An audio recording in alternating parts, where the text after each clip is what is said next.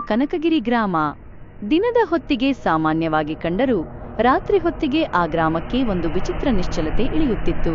ಹಿರಿಯರು ಹೇಳುವಂತೆ ಆ ಬೆಟ್ಟದ ತುದಿಯಲ್ಲಿ ಕನಕವತಿ ಯಕ್ಷಿಣಿ ವಾಸಿಸುತ್ತಾಳಂತೆ.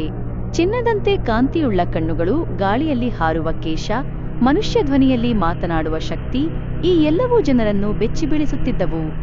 ಗ್ರಾಮದಲ್ಲಿ ಆದಿತ್ಯ ಎನ್ನುವ ಯುವಕನಿದ್ದ. ಅವನಿಗೆ ಸಾಹಸಪ್ರಿಯ ಸ್ವಭಾವ. ಭಯಂಕರ ಕಥೆಗಳನ್ನು ಕೇಳಿದಾಗ ಆತ ಹಿಂದಿರುಗಲು ಸಿದ್ಧನಲ್ಲ. ಒಂದು ದಿನ ಮಳೆಗೆ ಮುಳುಗಿದ ರಾತ್ರಿ ಹಳ್ಳಿಯ ಹಿರಿಯ ಶಿವಪ್ಪನ ಮಾತು ಕೇಳಿಬಂತು. ಮಗ, ಬೆಟ್ಟದ ಮೇಲೆ ಮಧ್ಯರಾತ್ರಿ ಹೊತ್ತಿಗೆ ಒಬ್ಬಳು ಕೂಗುತ್ತಿದ್ದಾಳೆ. ಯಾರೂ ಆ ಕಡೆ ಹೋಗಬೇಡ. ಇದು ಮನುಷ್ಯದ ಕೂಗು ಅಲ್ಲ. ಆದಿತ್ಯನ ಮನಸ್ಸು ಕುದಿಯಿತು. ಏನದು ಸತ್ಯ? ಕಣ್ಣುಗಳಿಂದ ನೋಡಬೇಕು ಎಂದು ನಿರ್ಧರಿಸಿದ. ಆ ರಾತ್ರಿ ಹತ್ತಿರದ ಕಾಡು ಮೌನವಾಗಿತ್ತು. ಚಂದ್ರನು ಬೆಟ್ಟದ ಅಂಚಿನಲ್ಲಿ ನಿಂತಿದ್ದ. ಆದಿತ್ಯ ಟಾರ್ಚ್ ಹಿಡಿದು ಕಾಡಿನೊಳಗೆ ಪ್ರವೇಶಿಸಿದ. ಗಾಳಿ ಹಿಸುಗುಟ್ಟುತ್ತಿತ್ತು. ಆಯಿತು, ನಿನಗೊಂದು ಪರೀಕ್ಷೆ. ಈ ಬೆಟ್ಟದ ಕೆಳಗಿರುವ ಕನಕಕುಂಡದಲ್ಲಿ ನನ್ನ ಕಂಕಣ ಬಿದ್ದಿದೆ.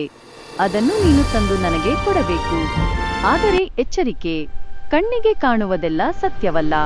ಆದಿತ್ಯ ಧೈರ್ಯದಿಂದ ಕುಂಡದ ಕಡೆ ಇಳಿದ. ಕತ್ತಲಾದ ನೀರು, ಗಾಳಿಯ ಗರ್ಜನೆ, all trying to pull him back. ಅವನು ಕೈ ಹಾಕಿದಾಗ ಏಕಾಏಕಿ ನೀರಿನಿಂದ ಭೀಕರ ನಿഴಲುಗಳು ಹೊರಬಂದವು. ಆದಿತ್ಯ ಹೋರಾಡಿದ. ಟಾರ್ಚ್ ಬೆಳಕಿನ ಸಹಾಯದಿಂದ ಆ ನಿഴಲುಗಳು ಮಾಯವಾದವು. ಅವನು ಕಂಕಣವನ್ನು ಹಿಡಿದು ಬೆಟ್ಟಕ್ಕೆ ದೌಡಾಯಿಸಿದ. ಕನಕವತಿ ಕಂಕಣವನ್ನು ಮುಟ್ಟಿದ ಕ್ಷಣ ಚಿನ್ನದ ಜ್ವಾಲೆ ಏರಿತು. ಬೆಟ್ಟವನ್ನೇ ಬೆಳಗಿಸಿದ ಪ್ರಕಾಶ.